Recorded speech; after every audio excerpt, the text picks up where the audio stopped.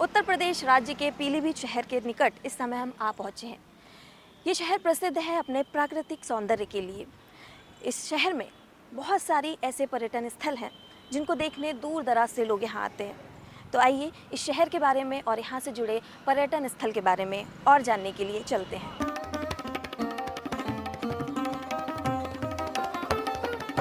पर्यटन आदिकाल से ही मनुष्यों का स्वभाव रहा है।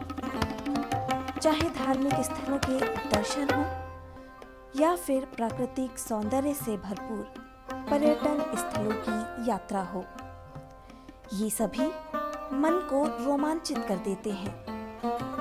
और हमारा देश भारत परिपूर्ण है इसी प्राकृतिक सौंदर्य से। यूं तो यहाँ का हर राज्य, हर प्रदेश अपने आप में ही समेटे हुए है इस अलौकिक और प्राकृतिक सौंदर्य को।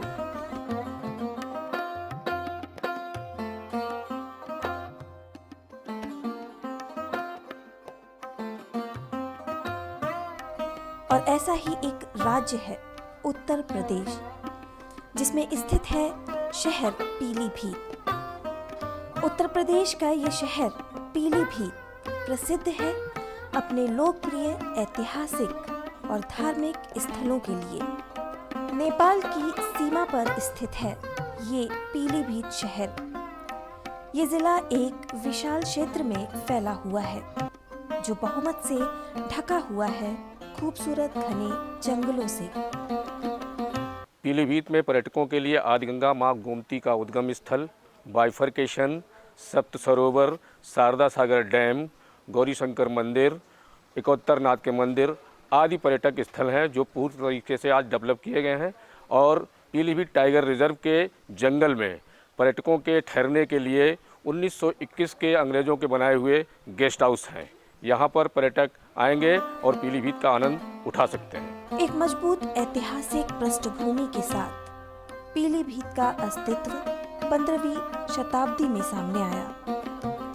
यह शहर ऐतिहासिक होने के अलावा प्रसिद्ध है अपने मनोरम पर्यटक स्थलों के लिए और दार्शनिक स्थलों के लिए भी। इस शहर में कई ऐतिहासिक और पवित्र मंदिरों की श्रृंखला है जो सभी आगंतुकों के लिए एक बहुत ही शांतिपूर्ण और संतोषजनक गंतव्य है।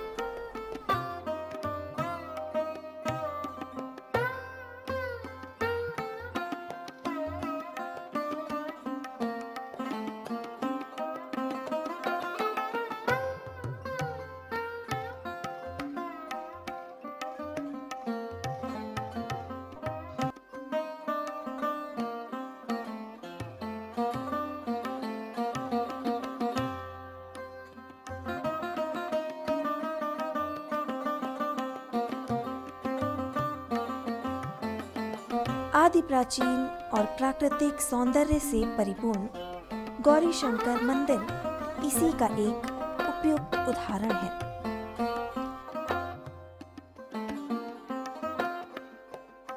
ये हमारा गौरी शंकर मंदिर आज से लगभग 1500 वर्ष पुराना है।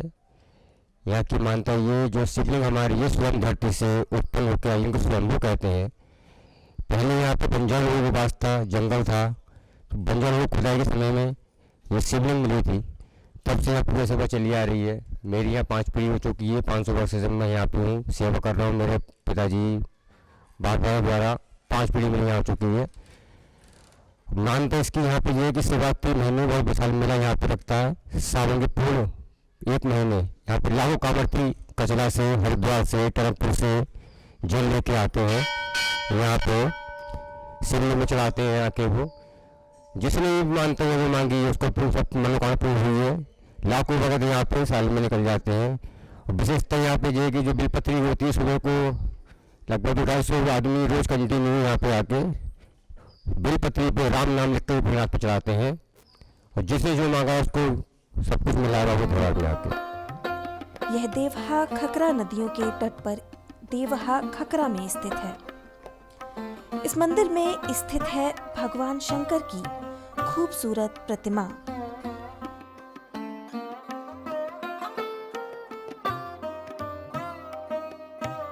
प्रतिवर्ष शिवरात्रि और श्रावण मास के हर सोमवार को यहाँ एक मेला आयोजित किया जाता है।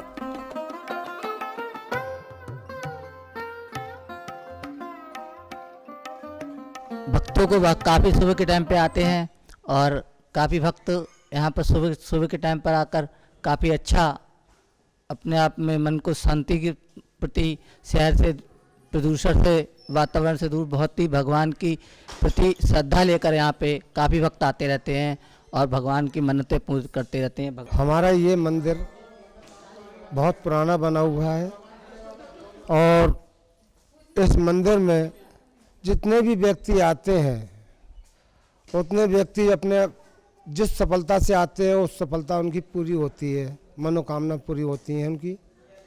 और यहाँ से लेकर बॉम्बे तक का आदमी यहाँ पे बॉम्बे तक का आदमी जो है यहाँ तक आता है और कुछ साइकिल यात्रा से आते हैं और कुछ लोग जो है पैदल यात्रा भी आते हैं और कुछ जो है कामर कहीं हरिद्वार है या कचला है या तुम्हारा मथुरा वृंदावन है, कहीं भी जो भी है यहाँ साइकिल यात्रा भी बहुत आते हैं।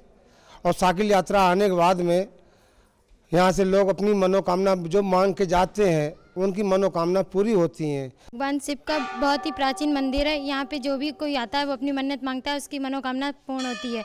ये बहुत अच्छा मंदिर है और ये बहुत ही मतलब सिद्ध मंदिर है। इसमें जो कोई भी कुछ भी मांगता है उसकी मनोकामना सब पूर्ण होती है। यहाँ पे हर प्रकार का, हर जगह से हर इंसान आता है तो उसकी मनोकामनाएं पूर्ण होती हैं। ये भगवान शिव का मंदिर है। ये बहुत पुराना मंदिर है। यहाँ हम लोग आते हैं, दर्शन करते हैं और सभी भगवान सबकी मनोकामना पूर्ण करते हैं। ये प्राचीन मंदिर है। ये बहुत सिद्ध पीठ मंदिर है, शंकर जी का मंदिर है।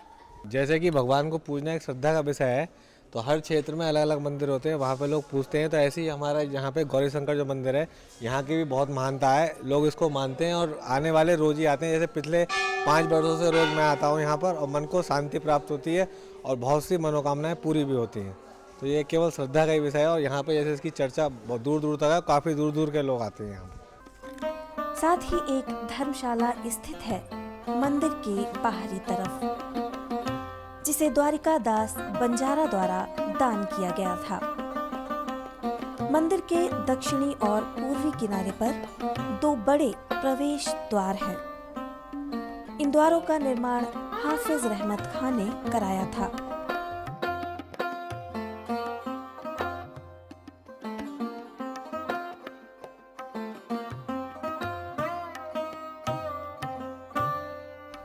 यह मंदिर पीलीभीत के दर्शनीय स्थल में प्रसिद्ध धार्मिक स्थल के रूप में जाना जाता है।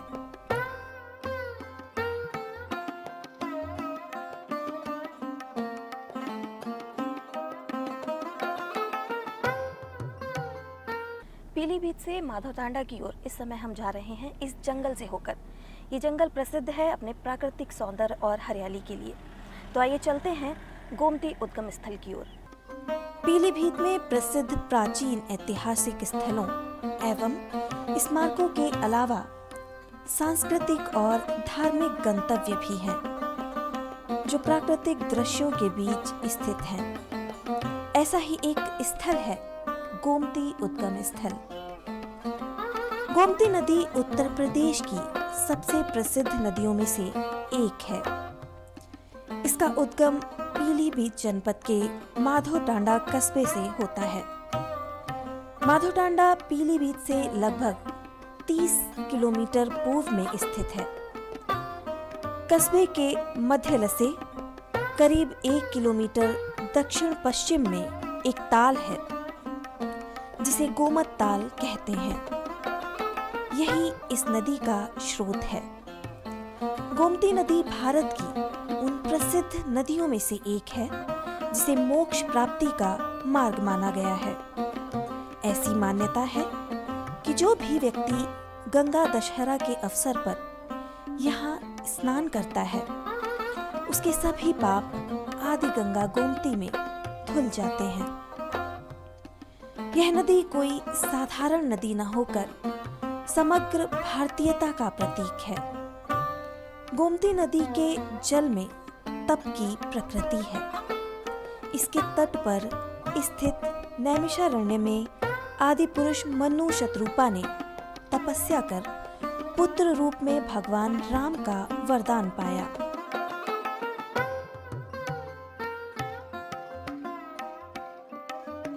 गोमती नदी के तट पर ही स्थित है मां गोमती की भव्य प्रतिमा से सजा हुआ मां गोमती मंदिर। यह इस पवित्र स्थल को और भी अधिक दार्शनिक और पर्यटकों के लिए आकर्षण का केंद्र बनाने के लिए यहाँ पर निरंतर निर्माण कार्य चल रहा है, जिसमें नए मंदिरों का निर्माण, सौंदर्य के लिए झरनों का निर्माण, वृक्षारोपण और आने वाले श्रद्धालुओं एवं पर्यटकों के लिए शौचालयों एवं अन्य प्रकार की सभी सुविधाओं का निर्माण कराना है। जनपद पीलीभीत में माधवटांडा राजस्व ग्राम में स्थित गोमती उद्गम स्थल है, जो बहुत ही ऐतिहासिक एवं पौराणिक महत्व का स्थल है। यहाँ पर हजारों की संख्या में लोग पर्यटक आते हैं डेली। यहाँ पर धार्मिक के साथ साथ हम लोग टूरिस्ट प्लेस के रूप में भी इसको विकसित कर रहे हैं। जितने लोग हमारे चूका बीच में या टाइगर रिजर्व में घूमने आते हैं, सारे के सारे पर्यटकों को हम लोग कोशिश कर रहे हैं कि गोमती उद्गम स्थल में आएँ, यहाँ के पौराणिक महत्व को जानें। यहाँ पर विलुप्त प्रजाति का चंदन कछुआ भी पाया जाता है, जो बहुत ही विलक्षण प्राणी है। इसके संरक्षण के संबंध में यहाँ पर कछुआ संरक्षण केंद्र भी हम लोग DFO से संपर्क स्थापित करके संरक्षण केंद्र भी खोलने जा रहे हैं। और हम लोग कोशिश ये कर रहे हैं कि ये उत्तर प्रदेश के पर्यटक स्थलों में हमारे गोमती उद्गम स्थल का नाम अग्रणी हो। पर्यटन के लिए इस स्थल को बढ़ावा देने के लिए तथा जो लोग यहाँ पर आते हैं उनके ठहरने की व्यवस्था के लिए प्राकृतिक सौंदर्य से भरपूर इस स्थान पर ट्री हट की भी व्यवस्था और निर्माण किया जा रहा है, जिससे लोग यहाँ आकर ठहर सके। मैं माधवटांडा की प्रधान किरण सिंह हूँ। यहाँ 20 मार्च से काफ़ी बड़ा अभियान चलाया गया है। माँ गोमती के तट पे जो मान्यता है, लोगों की आस्था जुड़ी हुई है, उसको देखते हुए काफ़ी बदलाव भी हुआ है, काम भी हुआ है।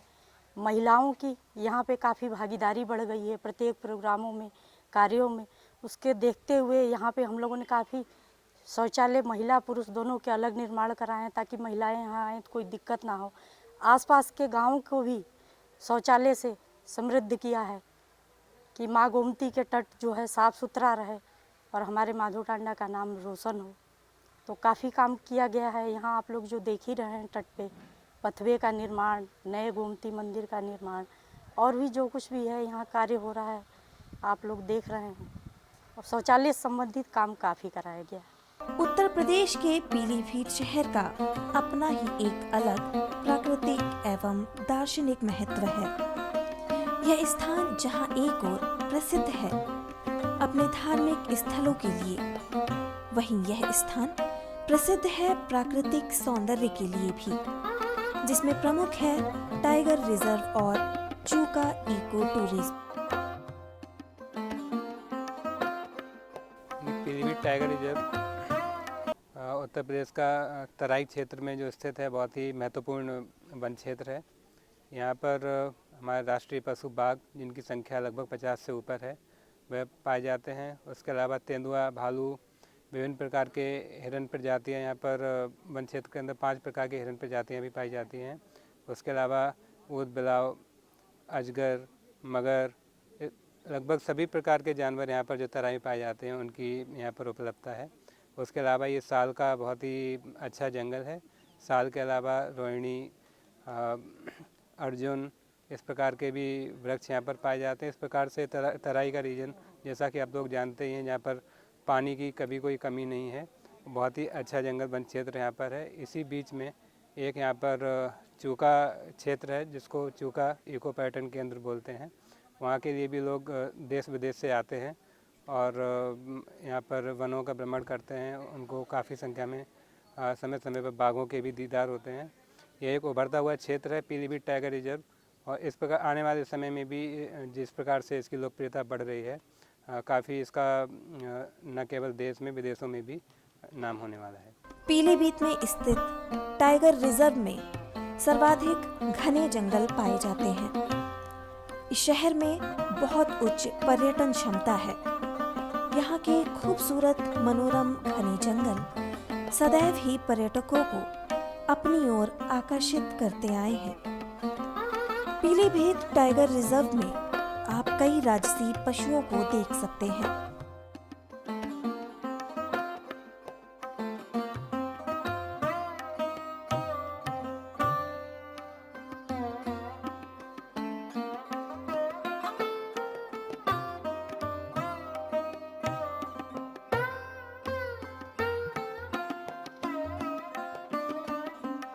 पर्यटन के विशेष तौर पर मैंने जैसा कि आपको बताया चूका इको टूरिज्म पॉइंट, उसके अलावा पूरा वन क्षेत्र जो भी हमारा अलाउड है इको टूरिज्म के लिए, वह एरिया काफ़ी शानदार है वन क्षेत्र में।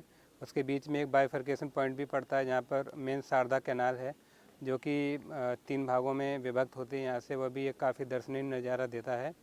उसके अलावा एक सप्त सरोवर पुरानी अबेंडेंड नहर है, उसको भी देखने के लिए टूरिस्ट लोग जाते हैं। और इस प्रकार से कुल मिलाकर यहाँ का जो वन क्षेत्र है वही सबसे ज़्यादा दर्शनीय है। लगभग 1087 वर्ग किलोमीटर के क्षेत्र में फैले हुए इस खूबसूरत टाइगर रिजर्व में पर्यटकों का मुख्य आकर्षण बाघ हैं। टाइगर रिजर्व के इस मनोरम जंगल में ही स्थित है एक तट जिसे चूका तट या चूका इको टूरिज्म भी कहा जाता है।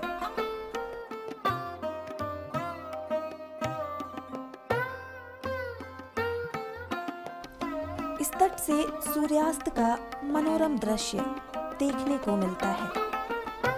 पीलीभीत वन विभाग द्वारा 74 वर्ग किलोमीटर क्षेत्र में शारदा नदी और मुख्य शारदा कैनाल के बीच शारदा सागर के किनारे पर स्थित है ये चूका बीच। यह स्थान जंगलों के बीचों बीच स्थित होने के कारण हर किसी को बरबस ही अपनी ओर आकर्षित करता है। यहाँ पर आने वाले पर्यटकों के रुकने के लिए यहाँ पर उचित व्यवस्था की गई है। यहाँ पर स्थित ट्री हाउस में रहकर पर्यटक प्रकृति के अद्भुत सौंदर्य का आनंद उठाते हैं।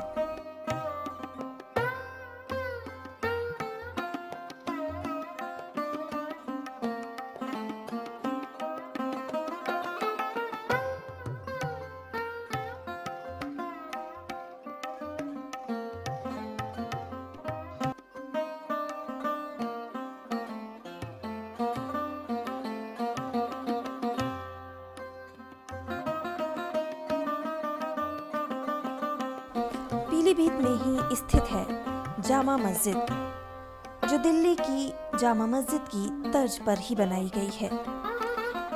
इस मस्जिद के निर्माण से पूर्व इस जगह पर एक तालाब बना हुआ था।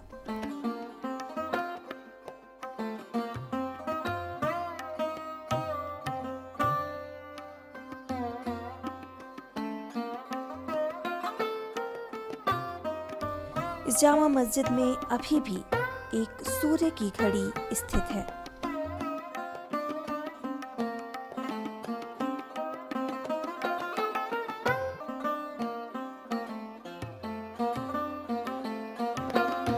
जब ये मस्जिद बन रही थी तो आपने बहुत से नक्काश बुलाए और बहुत से तामीरी फ़न जो बेहतरीन तामीर करना जानते थे उन्हें इकट्ठा किया। तो आपने ये बात रखी कि ये हिंदुस्तान हर तहजीब का गहवारा है, हर मज़हब व मिल्लत का आदमी रहता है, तो ये इबादत गाह भी होगी। साथ साथ इस मस्जिद के अंदर ये भी ज़ाहिर होना चाहिए कि इस हिंदुस्तान में हर तहजीब का आदमी रहता है। यही आप मस्जिद में आप जब देखेंगे तो मुग़ल शैली भी आपको नज़र आएगी, मुग़ल तर्ज़ तामीर भी आपको नज़र आएगा। जो गोल गोल आप गुंबद देख रहे हैं ये मुग़लों की तर्ज़ है, मुग़ल लोग ऐसे ही तामीर क्या करते थे। और आप सामने जो है बड़े दरवाजे के सामने हाथी नुमा आप देख रहे हैं फूल बना हुआ, ये राजपूताना शैली है, जो राजपूताना शैली पर तामीर किया गया। उसी की बगल में आप देख रहे हैं एक ईरानी शैली, वो ईरान लोग उसको पसंद करते थे तो वो ईरानी शैली उसी तर्ज पर आपने उस गुंबद को बनाया। तो आपको इसमें कई तरह के गुंबद नज़र आएंगे। तो ये कई तरह की तामीर इस बात को बताती है कि हाफिज़ रहमत खान ने सबका ख्याल रखा कि मुगलिया शैली में रहना चाहिए, राजपूताना शैली में रहना चाहिए, ईरानी शैली में रहना चाहिए। यही वजह है कि हर तरफ से आप देखेंगे तो किसी न किसी चीज़ की आपको इसमें निशानदेही मिलेगी। हर शुक्रवार शहर और आसपास के लोग यहाँ आकर इबादत करते हैं। पीलीभीत में इसी तरह के अन्य कई और भी दार्शनिक और रमणीय स्थल हैं जो स्वतः ही पर्यटकों को अपनी ओर आकर्षित करते हैं। यहाँ का नैसर्गिक सौंदर्य प्रकृति का एक अनूठा उदाहरण है।